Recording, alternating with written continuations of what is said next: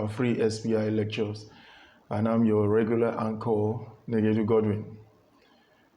Today we are going to look at ultrasound nomenclatures and instrumentation.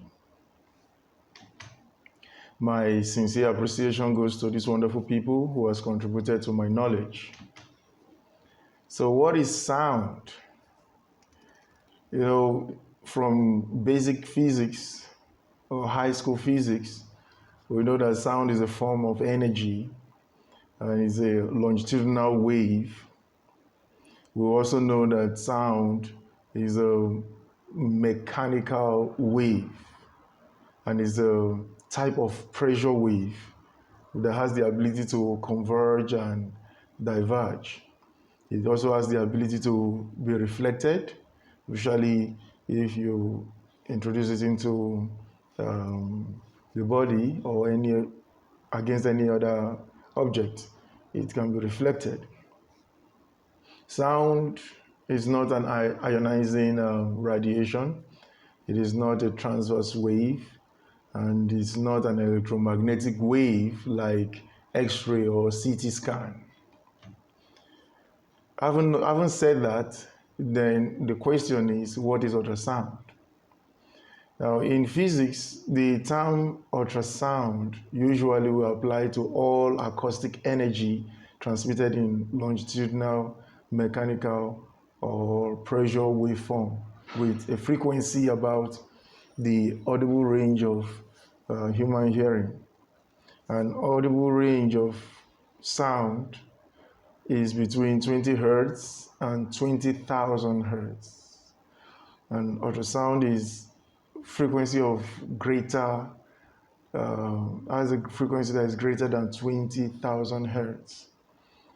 Whereas infrasound is frequency of below 20 hertz. The diagnostic medical ultrasound frequency would range between 2 megahertz and 18 megahertz as it is applicable today. So what is diagnostic medical sonography? It's an ultrasound-based diagnostic imaging technique that is used for visualizing internal organs and subcutaneous body structures, which will include tendons, muscles, joints, vessels, nerve, eyeball for possible pathology. Obstetric sonography is very commonly used in pregnancy cases. Now, the typical diagnostic sonographic scanners operate in the frequency range of 2 to 80 megahertz, like we've said before. So frequencies that are up to 50 to 100 megahertz have been used experimentally, though, in a technique that is known as a biomicroscopy in special regions, such as the anterior chamber of the eyes. So the above frequencies are 100 times, that is the frequencies we talked about, 100 times greater than the limit of the human hearing. That is the ultrasound, right? Which is typically in the range of frequency between 20 hertz to 20 megahertz. So the audible sound range will be between 20 hertz and 20 kilohertz. As it's applicable in a diagnostic ultrasound, is used at the range of megahertz. In imaging ultrasound, the choice of frequency usually is a trade-off between the resolution of the image that we're looking for and the image depth. So when we want to choose the frequency to use in imaging ultrasound, we are looking at a trade-off between image quality and the penetration. So how deep can we go to get a clearer quality? How clearer can we go if we're going deeper? So lower frequencies will produce less resolution or poor image quality, but can image deeper into the body. Higher frequencies produce high resolution image or better quality, but they cannot penetrate deeper structures. So how does diagnostic sonography convert sound into image? So let's follow, in this lecture I want to take us on a journey and follow the path, how sound is produced, how it is transmitted through the body, how it comes back in return as an echo, and how it becomes image. So in a moment we'll do justice to that. So first of all, we need to know that diagnostic sonography is a pulse echo imaging technique that is based on sonar. Yeah. Now that word sonar actually means sound navigation and ranging. So sonar was developed in the Second World War, First World War, to detect submarines. So a sonar system transmits pulse of sound into the water, then it listens for echoes that are reflected back from the underground objects. So since sound travels at a constant speed in water, the distance to the object can be determined by measuring the time between the transmission of the pulse and the reception of the echo. And this is called the pulse echo ranging. Modern day diagnostic ultrasound system uses the same principle of pulse echo ranging to produce image of body tissue. Very interesting discussion we're going to have with this. So the creation of ultrasound image basically is done in 3 steps. The first is producing a sound. The second is returning echo. The third is interpreting those echoes. So let's look at producing sound. Now, in other lectures, we've talked about the piezoelectric crystals and what piezoelectric effect is. So these piezoelectric crystals that are in the transducer will convert an electric voltage into a short pulse of high frequency sounds. The transducer is coupled to the skin with acoustic gel, which we've treated in other lectures, and the pulse is transmitted into the body in a straight line. Now, that is the transmission of the ultrasound. Now, receiving return echoes, what happens is the tissue difference. Now, because as sound travels through the body, all tissues are not of the same texture and quality. So because of that difference, there's a difference in the texture and quality, and they create impedances, what we call acoustic impedances. So that difference is the acoustic impedance mismatch in the body. That is basically what produces the echoes, which are reflected back to the transducer. So when the echo has been transmitted back to the transducer, the process of interpreting those echoes begin. So at the transducer, the piezoelectric crystals converts each echo back into small electrical voltage called the echo signal. Now each echo signal is then evaluated for 2 parameters, time and echo strength, or you may want to say echo amplitude, the one and the same thing. So the time is used to calculate the distance to the reflector from the transducer, while the echo strength is used to assign brightness to the echo on the display monitor. The higher the echo amplitude, the brighter the image, and the lower the echo amplitude, the darker the image. So from the transducer, each echo signal is sent to the receiving circuit called the receiver, where it is amplified and processed. So from there, the signal is sent to the system memory to be stored. Basically, what's happening in memory is two things. So when it stores it, that is, it writes it until a sufficient number of echoes are received to produce an image. Now, once enough data has been stored, the data is read from the memory and sent to the display. So two things happen in the memory: the writing and the reading. So usually I would say the memory has two sides: the writing side and the reading side. Yeah. So after it has been read, it's now sent to the display or TV monitor for viewing and also recording, as the case may be. Now the entire process happens so quickly that the system is able to produce a real-time sequential display of 2D grayscale images at a frame rate of about 30 frames per second. So this image is an image of what a typical ultrasound machine looks like. There are several of them. There's a tabletop, there is a trolley, and several of them.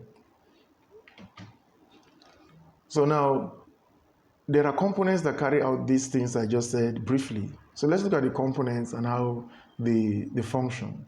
The basic component of ultrasound system is represented here in this image, and it shows all the primary components that are within it, and we'll get to understand the process and how it works.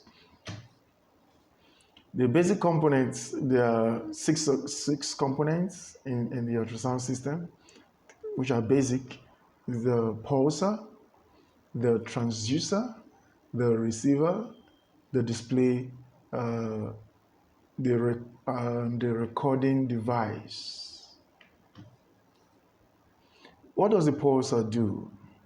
The pulsar produces electric voltage bursts that are sent to the transducer. Basically, that's what it does. Yeah, so in response to each voltage burst, now voltage burst in the sense that it does not transmit, it does not send continuous electricity to the transducer. What it does is it sends electricity in short bursts. So the electricity is not always going there. There are intervals between. So that's what we mean by a voltage burst. So in response to each voltage burst, the piezoelectric crystals in the transducer will vibrate to produce a pulse of ultrasound. So at the transducer, this transducer contains piezoelectric crystals. And in response to each voltage burst from the pulsar, the crystals in the transducer will vibrate, converting the electrical voltage into a pulse of ultrasound. Now each voltage burst from the pulsar will produce one pulse of ultrasound. So after each ultrasound pulse is transmitted, the transducer then receives the returning echo that is produced by these pulses. When the echoes arrive, crystals will vibrate again to convert the echo into electric voltage that we call the echo signals. Now, from the transducer, the echo signal is sent to the receiver. At the receiver, this receiver is essentially a very sophisticated amplifier. So what it does, it receives the echo voltage from the transducer and amplifies it. It does not add anything, it does not remove anything, it just amplifies it. Because remember that the voltages produced by echoes are very tiny. So in order that other components can read it, if the memory can read it efficiently, it has to be amplified. So at the memory, which you want to call the scan converter, Now, this is actually the components that puts all the image together. And it consists of a matrix, which again is divided into small boxes called pixels for address location. Now, think of them as pigeonholes, yeah? Think of them as pigeonholes. So each echo signal from the receiver is evaluated for two parameters, like we said earlier, time and strength, echo amplitude, yeah?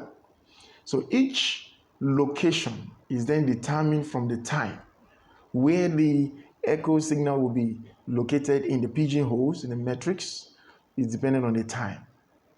And the echo brightness, how bright that particular echo signal will be determined by the strength, the echo amplitude. So when the echo signal is received from the receiver, it is stored in memory at the correct pixel or location, and it will be assigned a binary number on its amplitude. As each echo is received, it is stored in a memory, and it is stored in that memory until a complete image is created. Now, once we have all the echo data for a complete image in that store, the data now can be read from the memory and it will be sent to the display. At the display, which we already know is a TV or a monitor, basically it's TV monitor that you can be viewing while you scan. It can also have an extended patient monitor. The image information is read from the memory and displayed on the TV monitor in shades of black and white grayscale. Then that grayscale is in 64 shades of gray. Yeah. So stronger echoes are white. If you use the correct term, is highly echogenic. Mild level echoes are gray, echogenic or hypoechogenic. And very weak echoes are almost black. You can call it echo poor or sonolucent. No echo is completely black. Completely black would mean anechoic or echo free. If it is an echo, it is not completely black. It has to be hypoechoic. Yeah? Black will mean that there is no echo returning in that location. Ultrasound system produce a real-time sequential display of grayscale image with a frame rate of about 15 to 30 frames per second, so that our eyes can perceive a flicker-free, continuous real-time images. A recording device is used to obtain a soft copy or a hard copy of the image. That is the storage, right? Storage or archiving. So there are many different recording devices that can be used, and they are either storage device for temporal or permanent record of the scans. Yeah, and we have a thermal printer, we have the multi-format film camera, the laser cameras, the videotape recorder, floppy disk drive, CD-ROMs, DVD, Blu-ray devices, pen drive. You have the HIS, RIS, or PACS. And PACS means patient archiving and communicating system. So how do we apply ultrasound in medicine? There are many medical uses for ultrasound with different range of frequencies and different amplitude. You have the diagnostic ultrasound, which we are interested in, right? And is used to produce images. We have the therapeutic ultrasound, which is used to help heal tissues, physiotherapy and dental hygiene. There is surgical ultrasound that is used to break down tissues like stones or to reduce tumor size like fibroid and cancer. So the choice of frequency in diagnostic imaging ultrasound is limited to two factors: the tissue penetration and resolution, like we said before. So the higher the frequency, the better the spatial resolution, but you will not get good penetration. Also, if you have good penetration, you will not get better quality. So you have to select a transducer. So when you select a transducer, is a compromise between penetration and resolution. Yeah, the best images are produced using the highest possible frequency that will penetrate the region of interest. So as a rule of thumb, use the highest frequency possible that will penetrate the depth of an organ structure of interest. Highest frequency possible. Why? Because you also need the quality. You want to penetrate the depth and also you need the quality. So use the highest frequency possible. Now let's look at some ultrasound nomenclature and terminologies that is being used. Will be the description of what the brightness look like. For example, echogenic. Echogenic will mean the ability of a structure to produce echo. Yeah? Anechoic means no echoes reflected back from the tissue interface. Or you can say it's echo-free. It appears black on the ultrasound. Hypoechoic means there is less reflective and low amount of echoes when you compare with neighboring structures that appears as varying shades of darker gray. Hyperechoic is highly reflective and echo-rich when you compare it with neighboring structures, and they appear as varying shades of lighter gray. So the term echogenic is often used interchangeably with hyperechoic, but on the context of the report, you understand what the person is saying. Isoechoic means there is similar echogenicity to all the neighboring structures. And we have a grayscale image ladder that shows you the echogenicity or brightness in a map from anechoic at the top of the ladder to hypoechoic, then to hyperechoic, and shades of gray are expressed there. Using that shade map, you can also see this image that shows the pelvic, showing you the difference between anechoic, hypoechoic, hyperechoic. So you can see, for example, the bladder, the B, is black, completely black. And we've said that where no echo returns, it will be black. So that is an anechoic area. You can see the midline, the center of the uterus, which is the endometrial echo plate, is hyperechoic or echogenic more than the body. So the body is hypoechoic, while the endometrial echo plate is hyperechoic in comparison. So it's always in comparison. The description is always in comparison with the surrounding structures.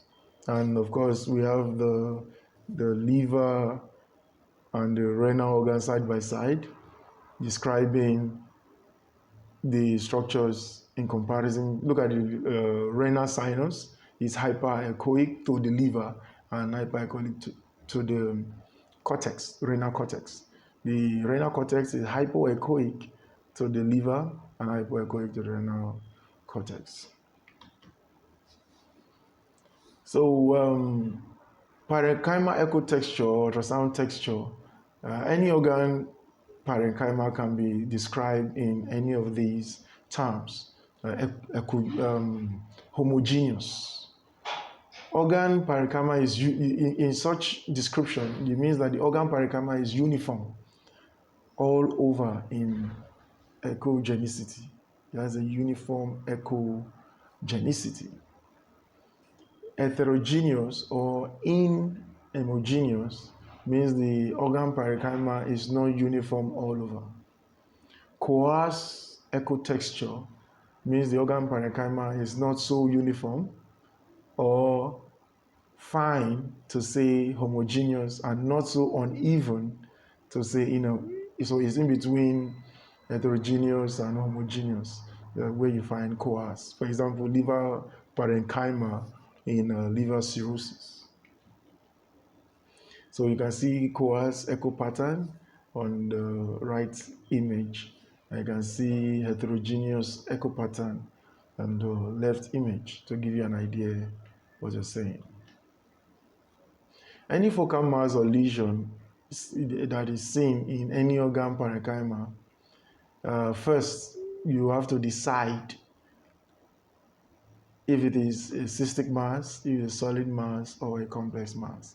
So when you see a focal mass, you have to describe it. First, you decide before you describe whether it's a cystic mass, solid mass, or a complex mass. So a cystic mass basically describes a lesion or structure which contains fluid-filled anechoic or echo-free area within the posterior with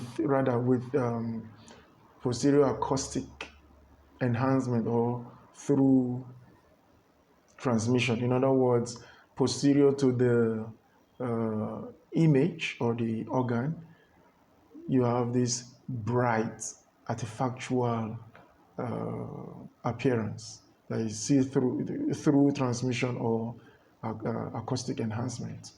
Usually you see that in cysts, like you see in this image showing you different cysts. You can see anechoic focal cystic mass, and behind it, posterior to it, you see the brightness that goes down. So for solid mass,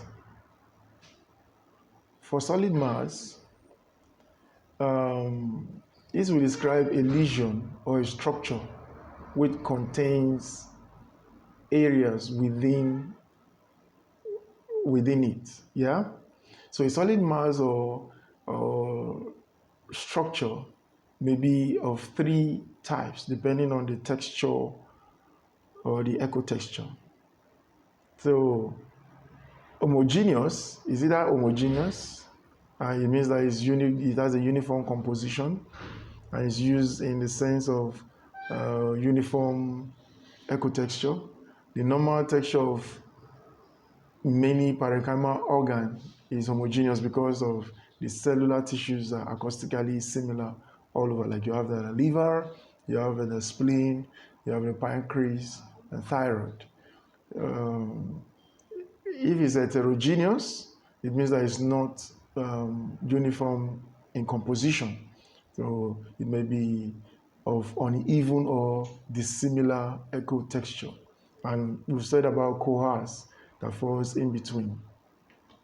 That description is for solid masses. So based on the echogenicity or the brightness on the grayscale, a solid lesion may be also be described using the following terminologies. Echogenic, which will describe a structure that produces or contains echoes and look bright on the image. It is usually a relative term anyway. For example, the pancreas is slightly more echogenic than the liver. A change in the normal echogenicity will signify a pathology.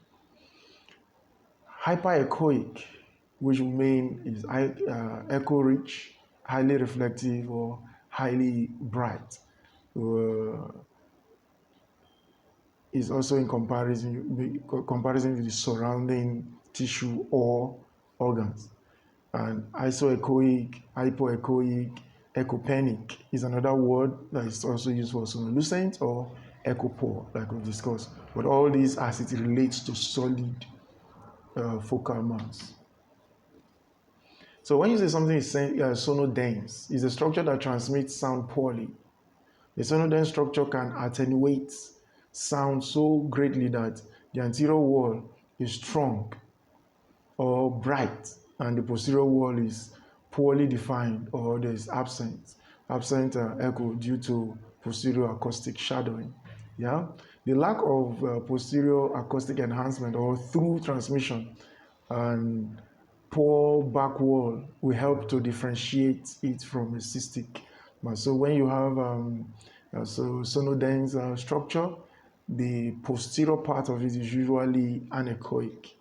Yeah, because all the all the sound has been reflected, none is going through it. So when you are going to have a shadow posterior to it, which will differentiate it from a cyst. What a cyst will be, you have a bright acoustic enhancement posterior to it, but in the sonodense structure, it's usually a shadow.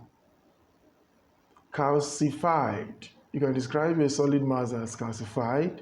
Here you are is very bright or highly reflective, and also it can have posterior acoustic shadowing, and it may not have, depending on beam direction and beam width. So this is a spectrum of solid image that we've talked about.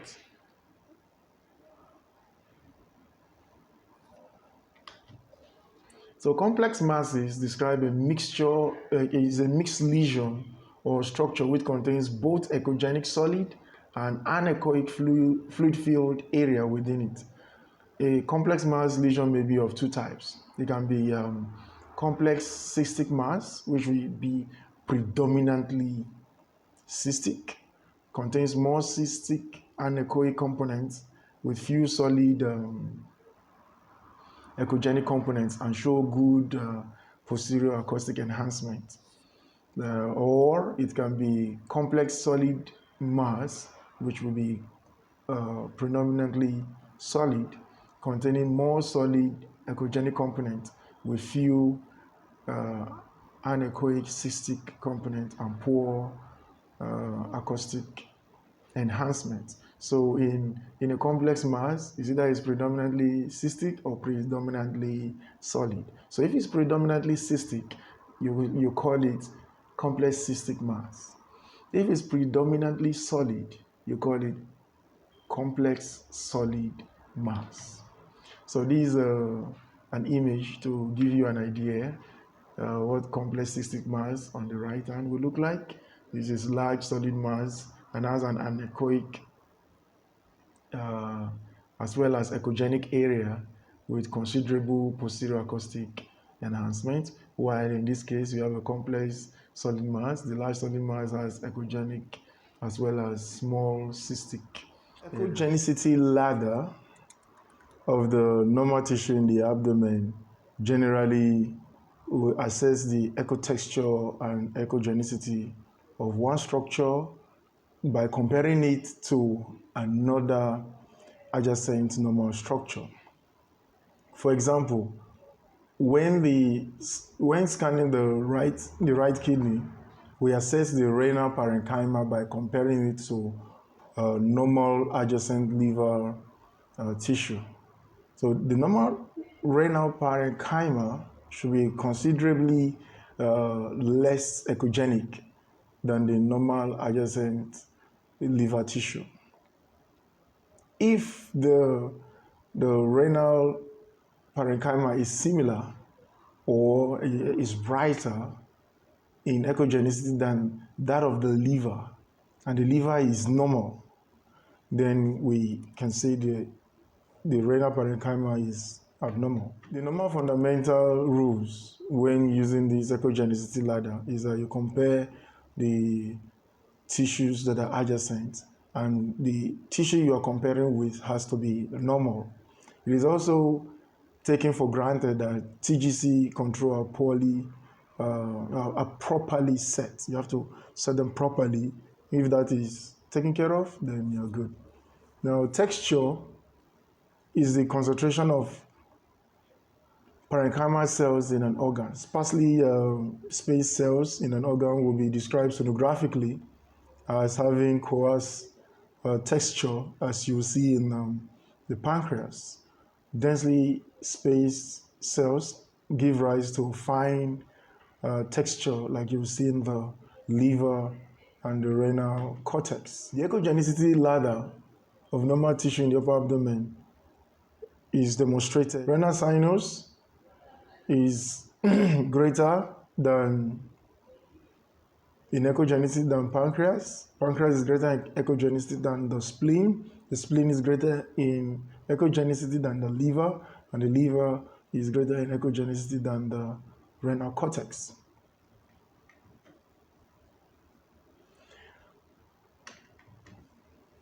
So let's look at terms that relate to tissue boundaries.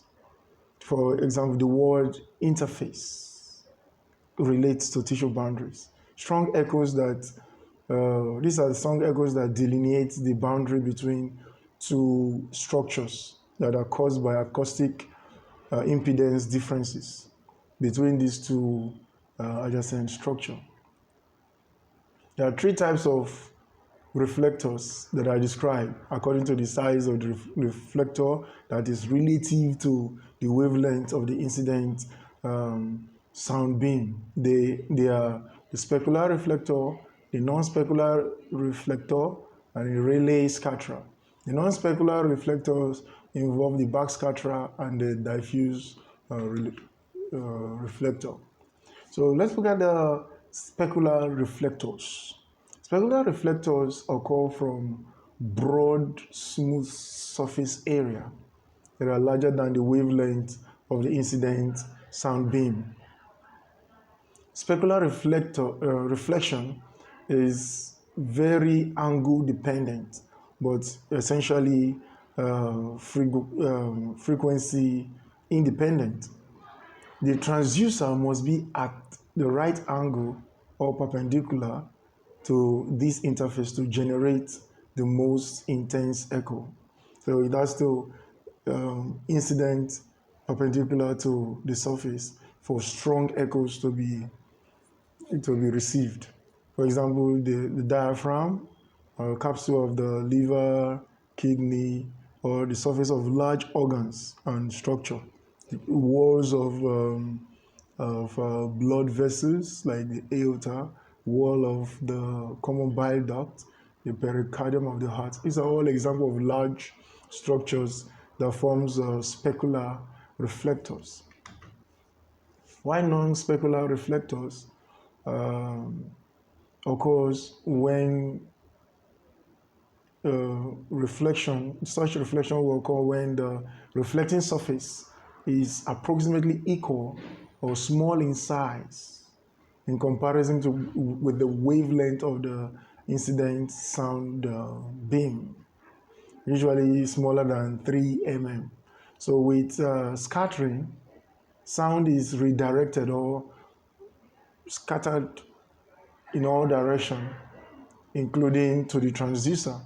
Now, the portion of the energy that returns to the transducer is known as back scatterer, and it is detected as relatively weak echo signals by the transducer when you compare to the echo amplitude from the specular reflector.